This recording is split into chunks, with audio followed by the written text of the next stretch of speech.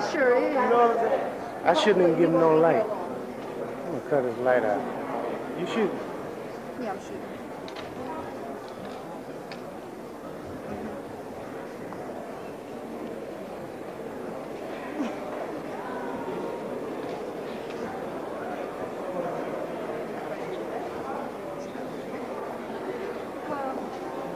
He also. Did you see that?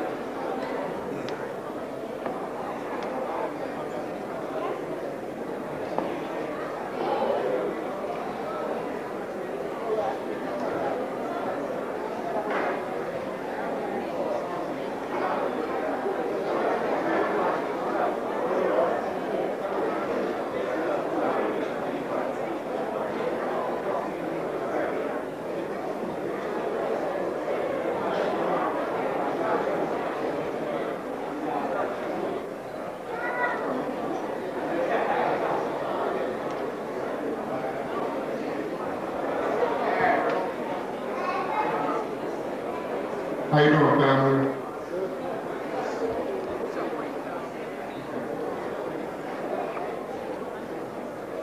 If you have a seat next to you that's vacant, would you please raise your hand? Okay, students in the back, can you see the raised hands? You can walk towards the raised hands and have a seat.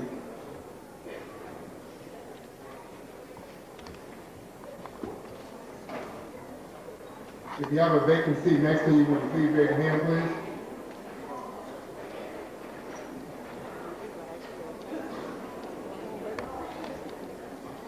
Give us a few more minutes, family. We just about there.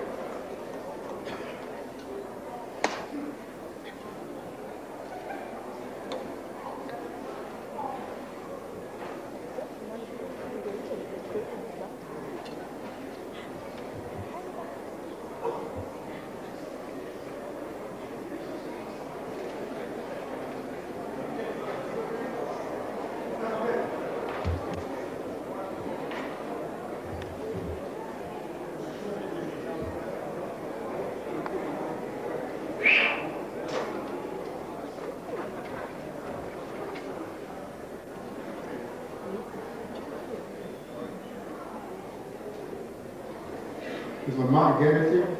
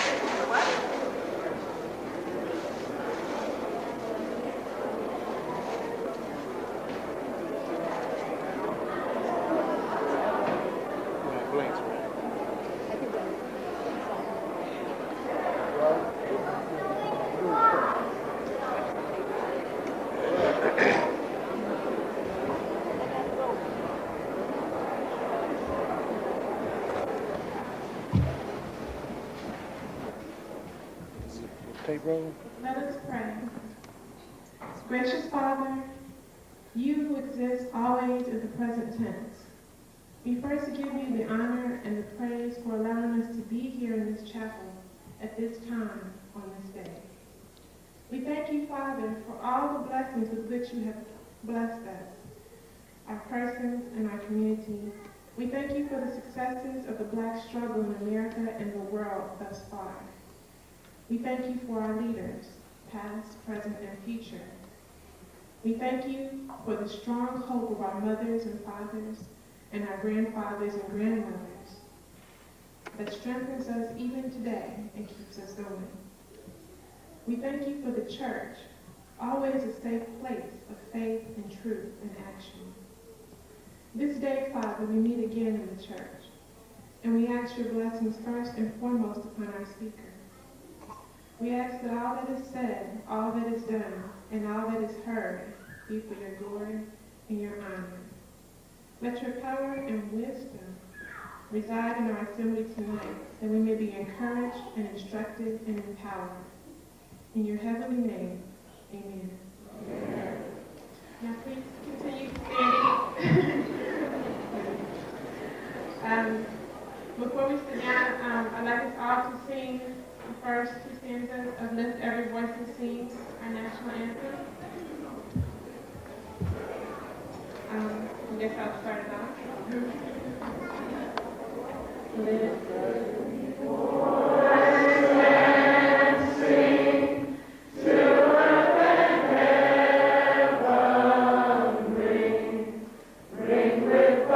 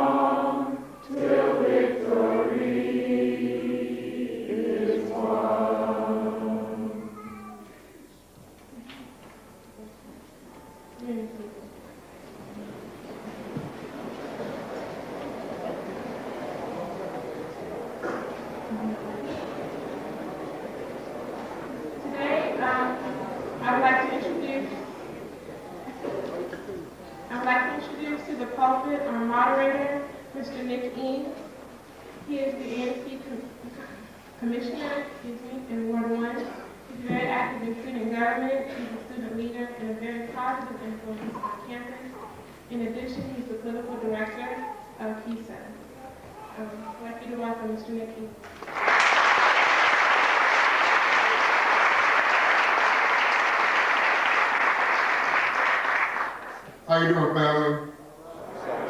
Everybody's all right?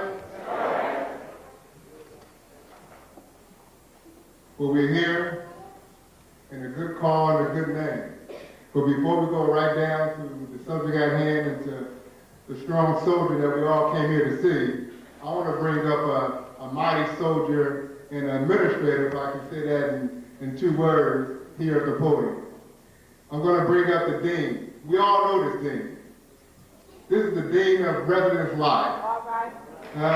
Please give Dean a round of applause. Dean.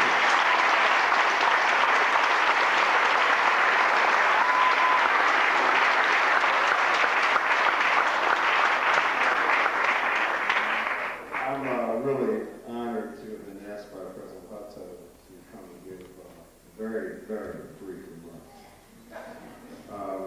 I was a student at Howard in the early to mid-'60s, and I was a very busy student. And I recall there being a speaker that came to campus, and just to eliminate that suspense, not the speaker tonight, he was over here.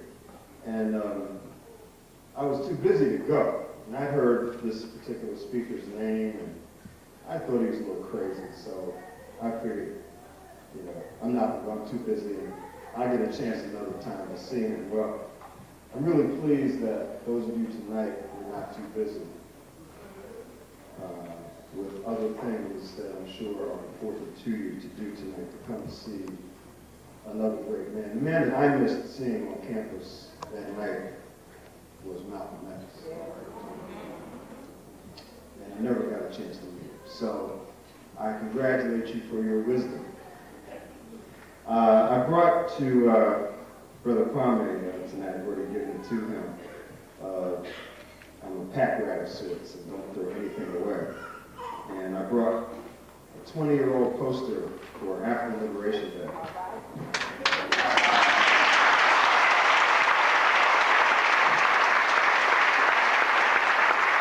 From 1978, Malcolm X Park. And I wanted to present this copy to President Hudson.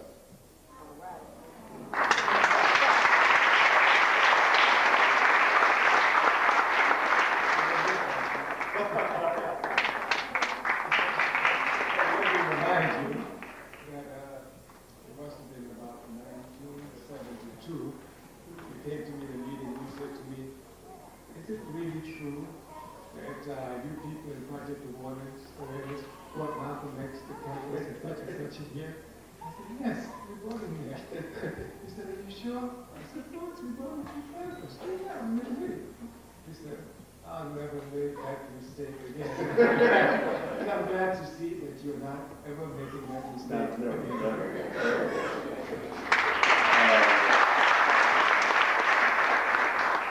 Several of our compatriots from back in the day are here tonight, and it's been quite a reunion.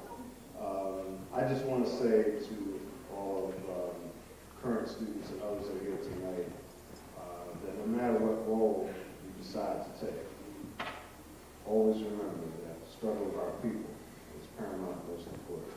Thank you.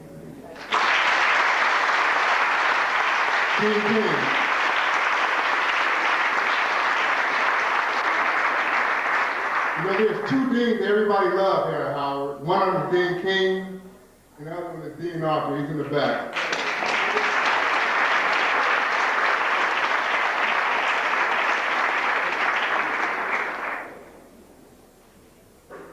And of course, the dean of this holy place, the dean of this house, the dean that we all gather here, the wonderful Dean Richardson.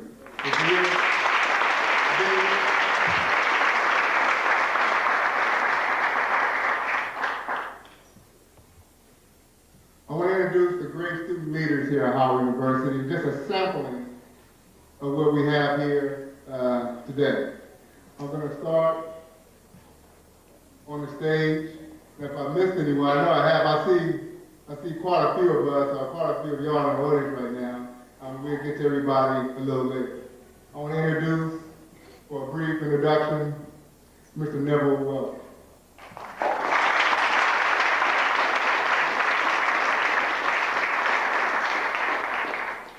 Thank you very much, brother. Good evening. Good evening. We first give thanks to the unmoved mover for facilitating and spearheading Brother Kwame's journey back to the Meeca. Brother Kwame, a very special welcome is extended to you on behalf of the International Student Association. Our best regard is extended to the Dean of the Chapel, Dean Richardson, for allowing this place to be the home of another historical event.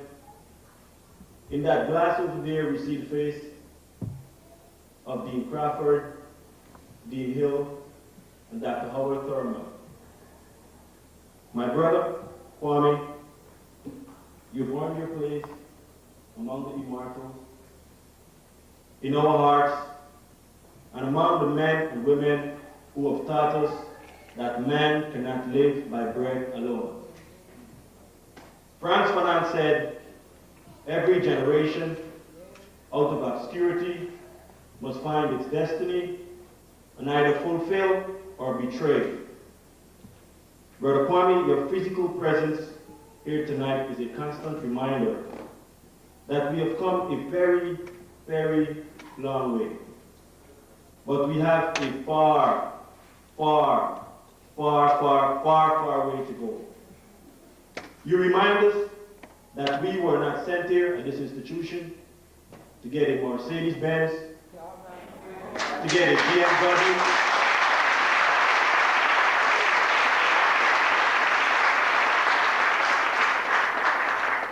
to get a fancy house, to get Versace.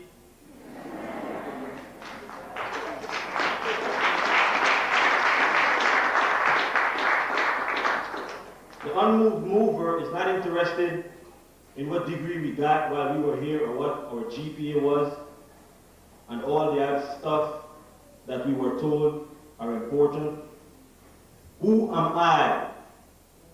What style did I make of the life that was granted to me? In essence, what is my lifestyle? Our Thurman would have said we should live our life in such a way that when God looked at us, he would never repent. He made us. Brother Kwame, your presence here reminds us that we have to carry our cross, not the ones that we wear around our neck. We must walk the road of suffering and self-denial, the Jericho road. There we will hear the testimonies and see the horror of white power. On that road, there are men who are being impaled by toilet plungers, people denying that they were and they are the beneficiaries of affirmative action, liquidation and greed as the going principles, prisons substituting schools. Oh brother, you remind us that they came before Columbus. You remind us of how Europe undeveloped Africa. My brothers and sisters, we give thanks to the unmoved mover again for bringing our brother back home to the Mecca. We are thankful for all that you've contributed toward our mental liberation and black upliftment and emancipation. My brothers and sisters, please join me in welcoming Brother Kwame back home. Welcome home.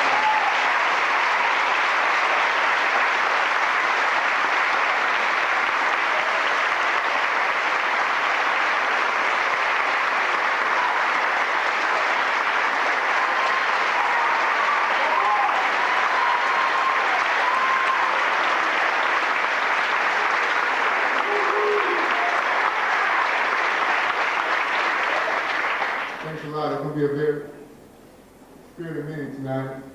I want to introduce one organization. Everybody knows this organization, and everybody loves this organization. Everybody has benefited in some way, somehow, from this organization here on the Howard University campus.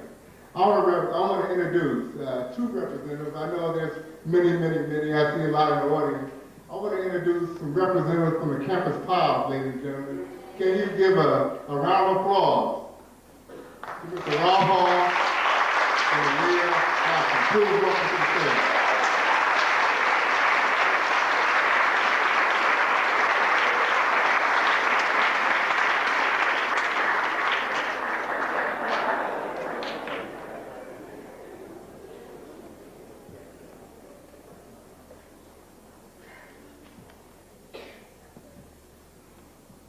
Good evening, ladies and gentlemen. My name is Robert Hall.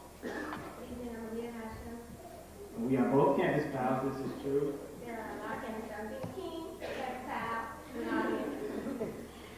What I like to say is that Campus Pals is an organization that is a microcosm of Howard University in general. Every school on the campus is represented. All walks of life, from East Coast to West Coast, is represented by Campus Pals. As Howard University is a microcosm of people of African descent worldwide. And very simply, I would like to say on behalf of Campus Pals, Howard University students, that we appreciate the path that has been paved by brothers like Kwame Ture for us. And we understand the responsibility that we now have to carry on the torch that they lit. We'd also welcome the leadership of all the freshmen. Campus Pal, you know, we're an organization that starts with helping the freshmen. So all the freshmen who are here tonight, we welcome you all to leadership and applaud you for being here tonight because a lot of people are not. And we're going to leave it at that and want to say welcome Brother Kwame Ture on behalf of Campus Pal. Thank you.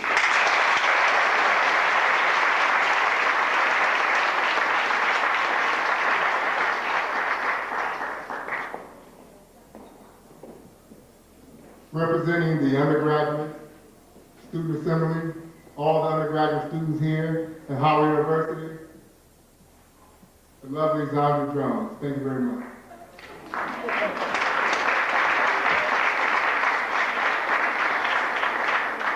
Good evening.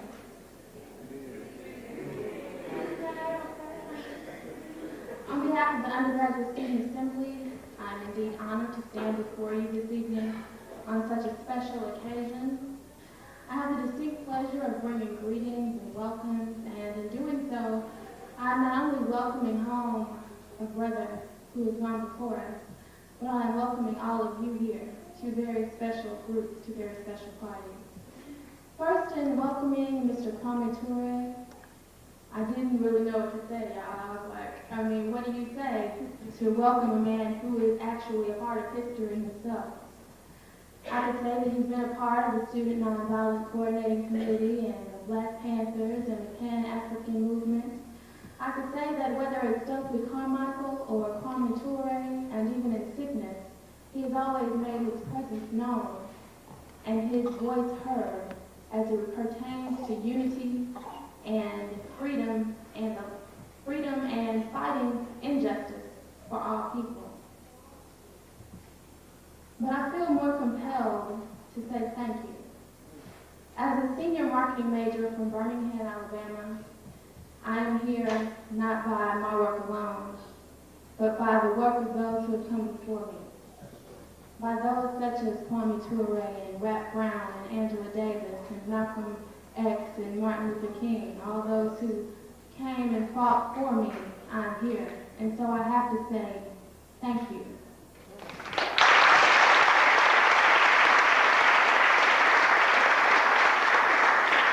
Thank you, Mr. Ture, for having been an inspiration and an example for all those who seek justice for all people, for those who seek truth, for those who seek to find the universal one love, and who see that the whole can do so much more than the individual parts. And it is with this in mind that I welcome you, the second group of special people, the Howard University community. It is my desire that we will leave here this evening with a renewed fervor and a renewed spirit to fight for what we believe in. It is my desire that if we leave here with only one thing learned from our wise teacher, that it is anything worth having is worth fighting for. And it is because of these people that we no longer have to fight only with our fists, but we can fight with our minds, with our pocketbooks, with our dollars, in the boardrooms, in the classrooms, in the back rooms. Ladies and gentlemen, I encourage you to take all that is being given to you tonight. You can do what I do. I listen to what's being said. I use what I can use and discard what I can't. Take it all in. Make no mistake. As Dean King said, you are not here by accident. Take advantage of it for all that it is worth. Thank you for supporting the Student Association program, and God bless.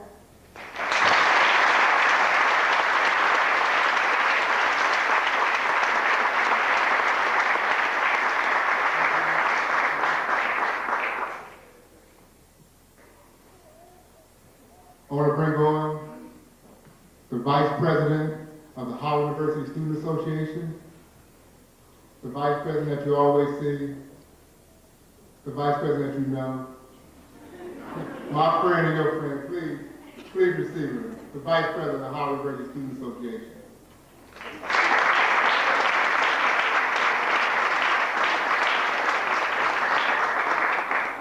Good evening, everybody. I really asked not to be brought up today. See how much pull I have around here. I just wanted to welcome you all and thank you for coming out to support yet another program. When we ran our campaign last year, we ran on Nation Time, and everybody asked us what Nation Time meant. And Nation Time is about bringing a community of people together, not only the Howard community, but the DC community and the Black community as a whole. And as you can see tonight, this is exactly what we've done. So I'll be short.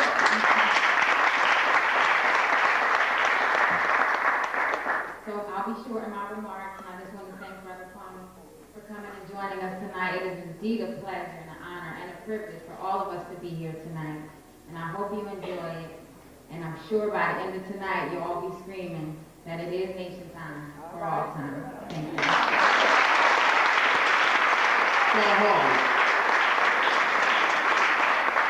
Is Mrs. Karen Spellman in the audience? Karen Spellman, would you please join us on stage, please? This brother, everybody see him on the yard with an afro. Did I give it away? Here's the president, ladies and gentlemen, of the Howard University Student Association, Mr. Jonathan Wesley Hutchell.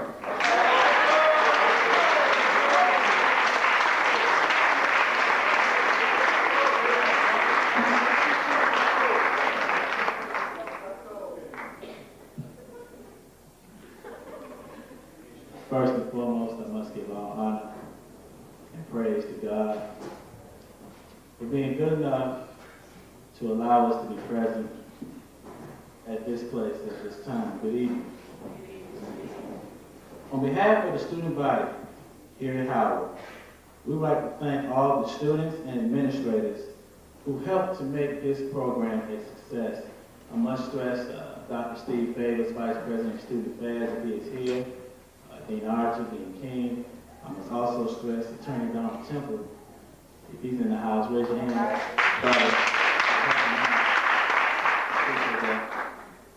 Also, the All African People's Revolutionary Party.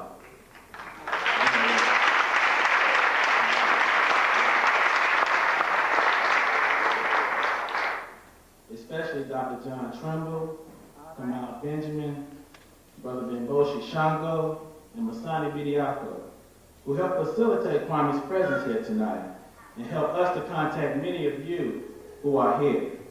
We would also like to acknowledge, once again, the Howard University administration and staff, the student leadership whom you have heard from tonight, the community leadership which is present, who join us tonight as we celebrate our theme, 2 generations of African students on the front line of the African Revolution. I've been assigned the task and have the honor to introduce Brother Kwame Ture, whom most of you already know for more years than I've been born. So I will not waste your time and Kwame's time telling you what you already know. You all know that Kwame is a product of, a student of, an alumni of one of the best that Howard University has produced.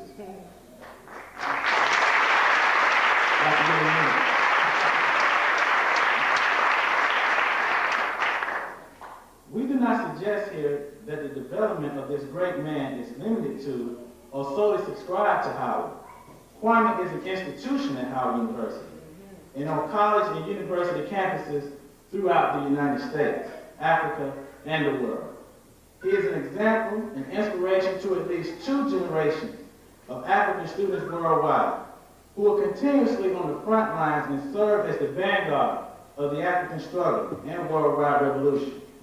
His contributions are many, including his work as an organizer with the Nonviolent Action Group, the Student Nonviolent Coordinating Committee, the Mississippi Freedom Democratic Party, that's right, after that.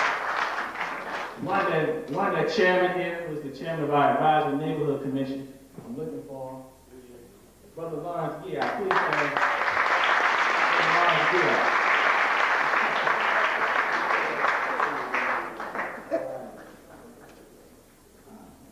The Lowndes County Freedom Organization, which was the first Black Panther Party. All right. The movement to take Kwame Nkrumah back to Ghana. All right.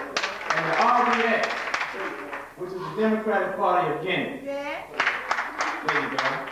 He has been a teacher and mentor who has met and taught face-to-face to a minimum of 250,000 students, at least 2 generations of African and progressive students and youth over the last 30 years.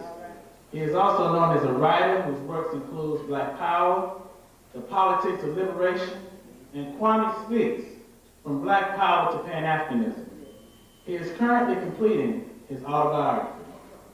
His struggles include the right to vote, the right to self-defense, and the necessity to organize an independent, all-African political party. We, the leadership of the Howard student body, are honored to take our place among a host of student leadership and administrations over the past 30 years to welcome Kwame home. We know that to some people home is heaven, and that to others Africa, Guinea is his home. But Howard University is and will always be Kwame's home, away from home.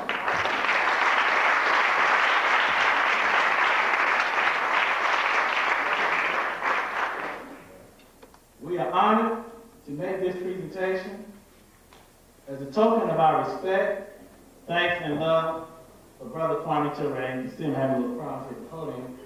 So I want to make this presentation. I want to give Brother Kwame a big Howard shirt.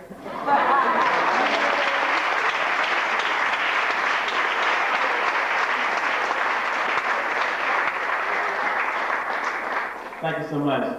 Please bring him on with a big round of applause, Brother Kwame Ture.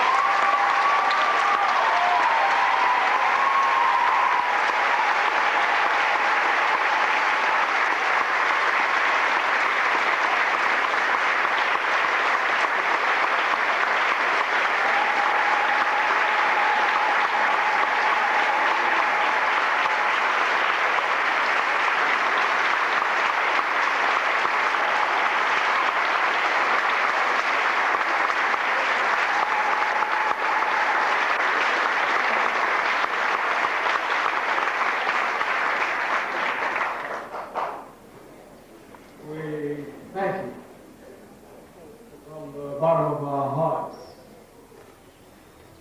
We know that through our life experience, that when you work for the people will never forsake you.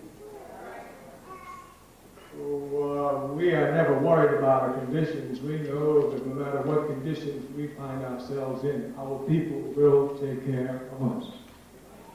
So we want to thank you for all the love you've demonstrated. We're honored to be here tonight. We want to thank all the student organizations, all of the deans, all of the different peoples involved in putting this together. Of course, as a student at Howard, I know what it takes, and I know the hard and serious work that's involved with it. So we want to thank you as one who knows the work that you've done. We want to thank so many, many brothers and sisters who we've seen in the audience that we haven't seen in years. And we're glad to see a very good cross-section of generations here tonight. We are very honored to be at Rankins Chapel, and Dean Richardson is only continuing a tradition that has to be continued. At my time, it was Dean Crawford.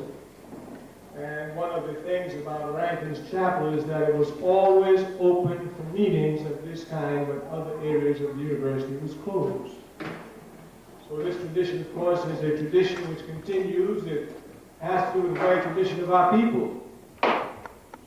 Our people who have never seen religion as the opium of the masses. That, of course, coming directly out of the European culture. It being a fact that Europe has never produced any universal religion, all of them has entered from the outside. And as Meeca Howard, the founder of the Ba'ath Party, properly points out, religion is alien to the character and history of Europe, end of quote.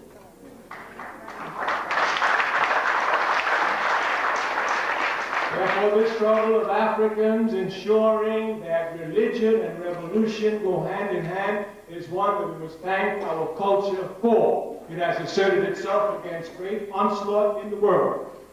And we hold high that if one is truly religious, one must be revolutionary.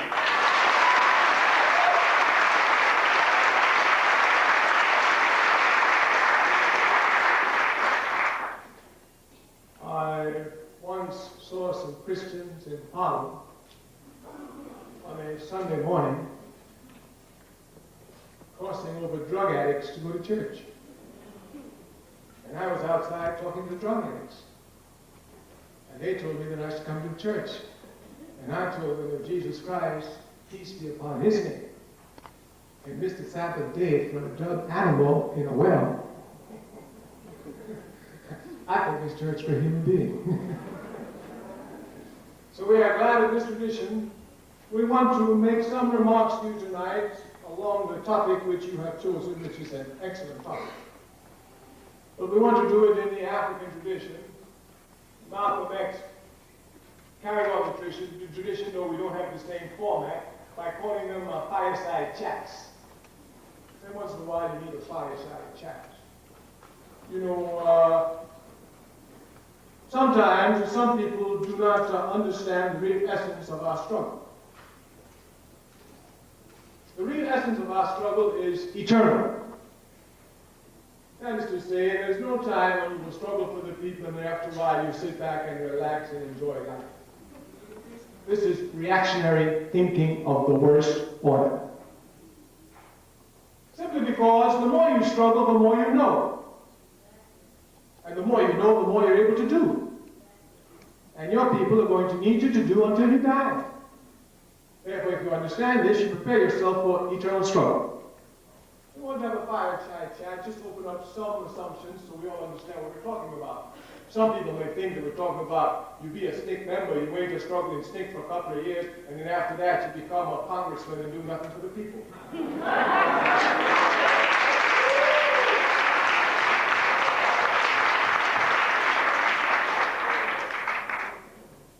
Meeca Ture, a great son of Africa, says that it is most irresponsible to undertake a task voluntarily, which we say is indispensable to the people's happiness, and before completing the task, to stop. This will compromise, he continues, the behavior of generations to come. This is the first contradiction we want to point out to you between you and your older generation of Africans who are on the front line. They thought that they were just to be on the front lines for a little while and then integrate into American society and enjoy life for the rest, and enjoy the time for the rest of their life. This is a disservice and a betrayal of principles to people.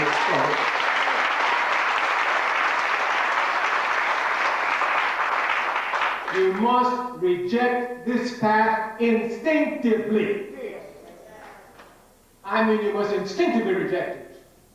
The mistake to a path is the path of truth. A prerequisite for truth is consistency. We're not saying that everyone who's consistent is correct. No, you can be consistently incorrect. And we've seen that many times from many officials in American government. All the time. I mean, for example, they have been consistently incorrect on Cuba for 30 years, and they're persistently.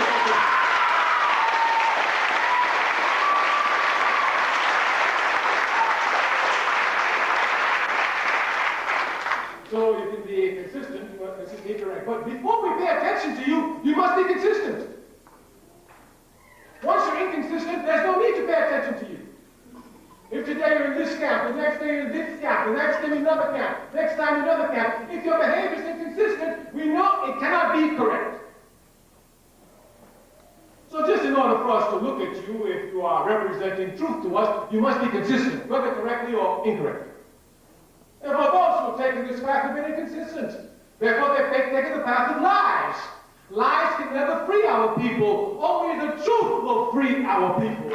Only the truth. Therefore, this is one contradiction to look at. We do not come to praise. Your job as a younger generation coming is to assess properly what went on before you, to see what contributions you can make to advance the struggle and what errors you must correct from the ones they made.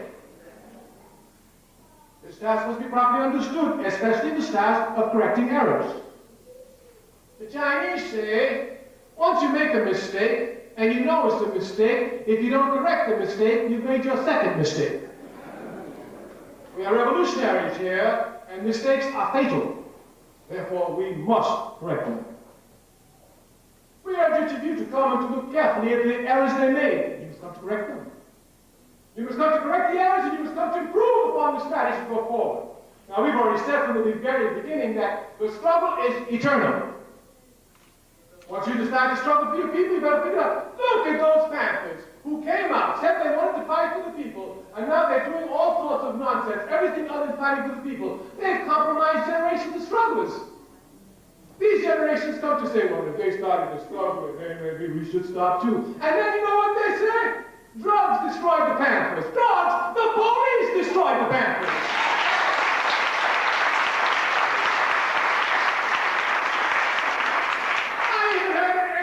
Ex-panther, because they ain't nothing but a pussycat now.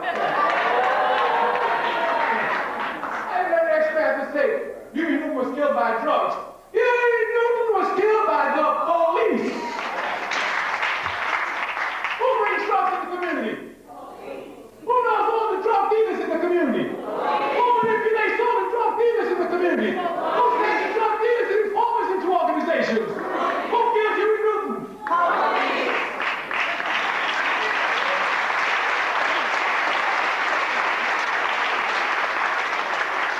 You must be careful in your analysis.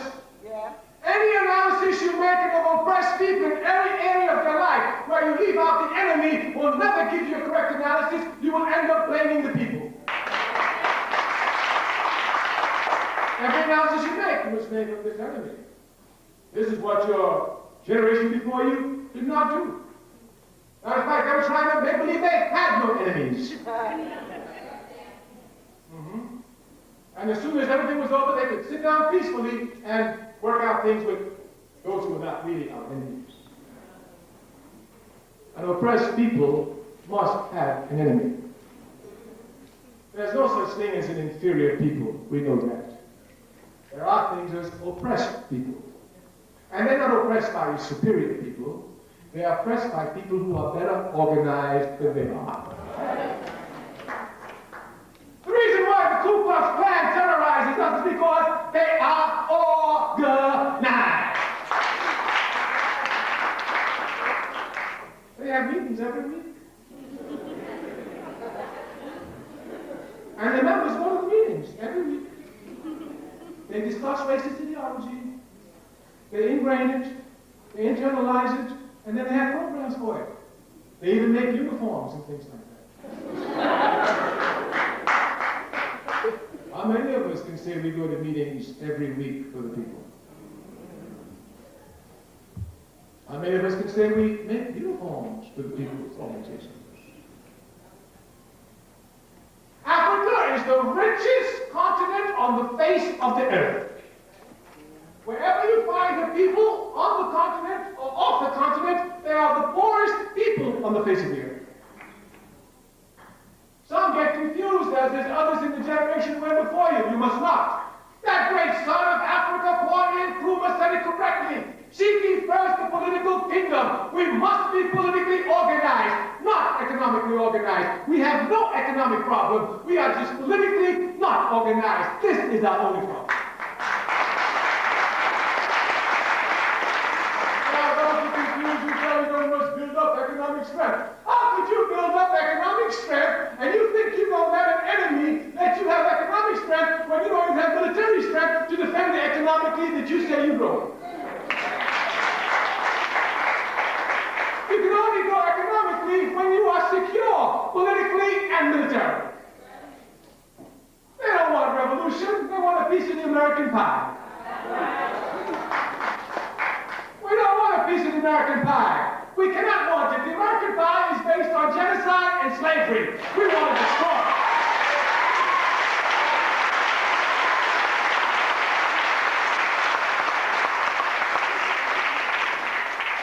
We say all the time, we're not poor. Listen, when every African in America gives 5 cents a week, and I'm sure every one of us can do that, to a common economic bank account in this country alone, what economic problem will we have in 3 months? None. We are not politically organized.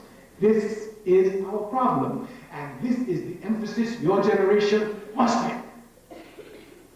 Your generation must come clearly. Just look at the generation that came before you. Sometimes I'm amazed when young students come to me and say, "Oh, Brother Kwame, I sure wish we were back in the 60s. Back in the 60s. I don't want to go backwards, I don't want to go forward. I ain't going back. Oh, in the 60s things were so great, politically we were so organized. We were not organized in the 60s. We were mobilized. One must make a clear distinction between mobilization and organization, which we do not make. We organized, we mobilizing the masses now, we're good at that. Some years ago, at the Dr. King's March in 1963, we had 300,000, the most they ever seen. They went and brought out some more, 700,000. Our sisters just brought out 1.5 million. They got a long way to go to catch up. We are massive, but we mobilize. When you mobilize, you come together for a specific issue over a temporary period of time. After that, everything disappears. Organization is permanent. Organization is permanent. You must come to make the difference between mobilization and organization. Dr. King was one of the greatest mobilizers that this country has seen in this century, but he was not an organizer. This is not in any way to discredit Dr. King. He did a great job. We admire and love him. But to advance the struggle, we must go beyond Dr. King's mobilization to organization. This is a crucial task.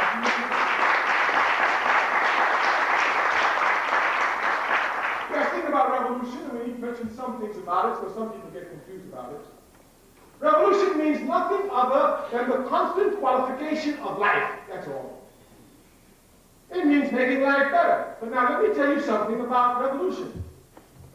Some people think that revolution can be made by a few people. No.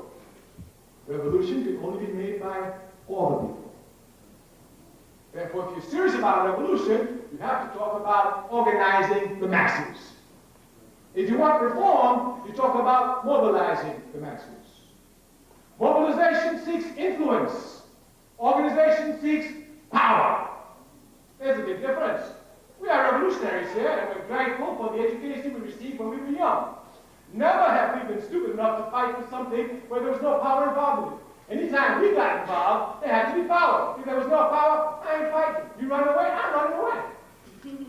Yes, I'll give you an example. One night, coming home as a young man in New York City there, you know, as back in this country is, one of playmates there saw me. I was coming, and was under a bridge. He was drunk, a little bit drunk. I played soccer. I was captain of my soccer team. I'm an athlete. I'm in high school.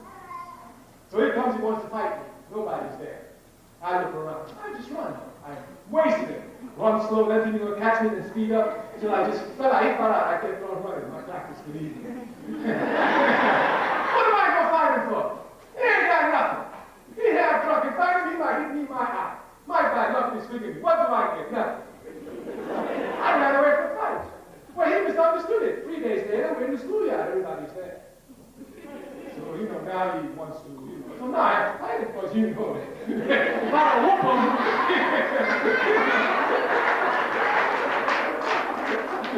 But if there's nothing to gain, I don't fight. You ain't got no power, I ain't got no fight with you. I don't fight for nothing. A lot of stupid people fight for nothing. A whole lot of them.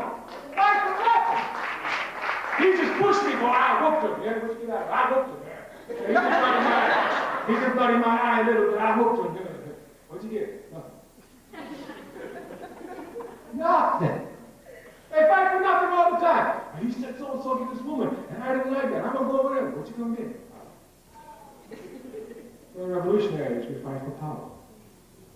We do not fight for influence. We're not seeking to influence anything. We are to destroy the capitalist system that can never produce anyone like it.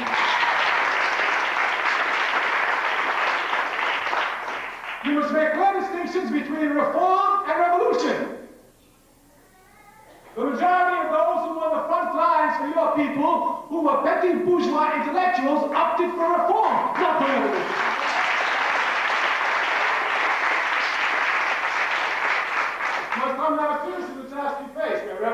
workers here. We did not come up through the ranks of revolution through the workers. We came up on the ranks of revolutions through the intelligentsia. We know them.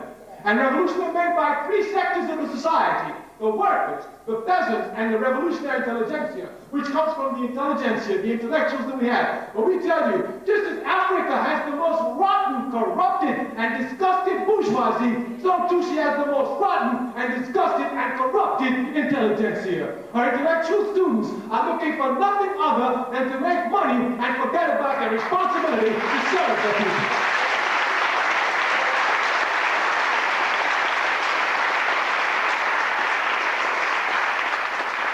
Task, then you have to formidable task. Even up to now, we cannot produce the talented tenth that Du Bois have been begging for, crying for, and praying for decades, almost a century now. We come from the most corrupt in our society.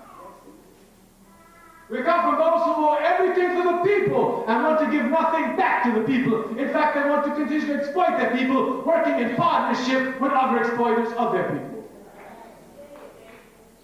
The task we have there as students, the serious task. The task we have there of intelligence is the serious task. To take your intelligence and give it to the people.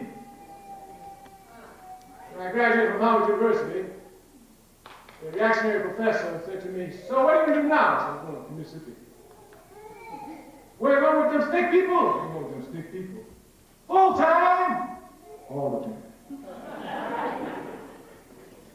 "Well, what you going to do with our family?" I said, "Well, the family I get will either sacrifice with me or keep getting on."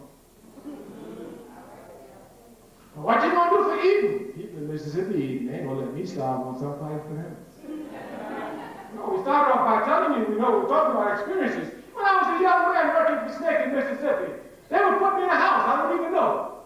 2 o'clock in the morning, people I wouldn't even know would come knock on the door. "Now they found the house, now they come and fight, let's go." They put me in a truck, take me to some other house. I go to a house, the people there are peasants, they are poor sharecroppers. They ain't got nothing except one bed that's been passed on from generations to generations with their handy quilt. And they go 3 o'clock in the morning, bring me, I got my sleeping bag, and they're going to insist that I sleep in the bed. I tell them, "No, I got a sleeping bag, I'm better on the floor." No. One man said one night, "These young boys, what they think it is in these young girls coming down here, they think that they're ready to get their lives for us, and we ain't ready to get our lives for them. Who they think it is?" Yeah. I didn't know where I was. There's people who protect me, give their lives for me. Once you fight for the people will always fight to protect you. But your fight for the people must be honest. It must be dignified. It must be integrity. It must be without no compromise at all.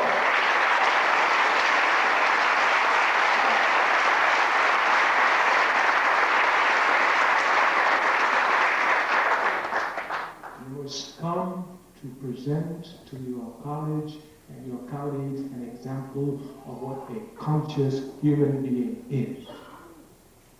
The atmosphere of Howard still has to change.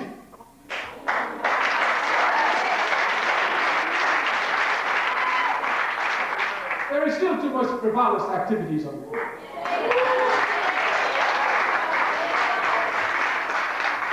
It's only the conscious students who can come to change the campus at Howard University and its atmosphere.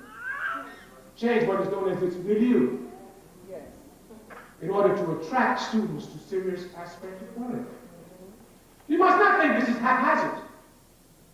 The United States government has filled onto Howard University campus all sorts of agents, especially since the 60s, to ensure that the university remains frivolous.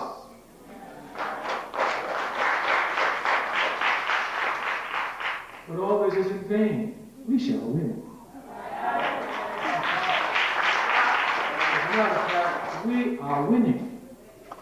But the only way you can properly see that you're winning is when you take a revolutionary perspective, and a revolutionary perspective look at the masses of the people, not the corrupt leaders that you find everywhere, especially overwhelmingly in Africa.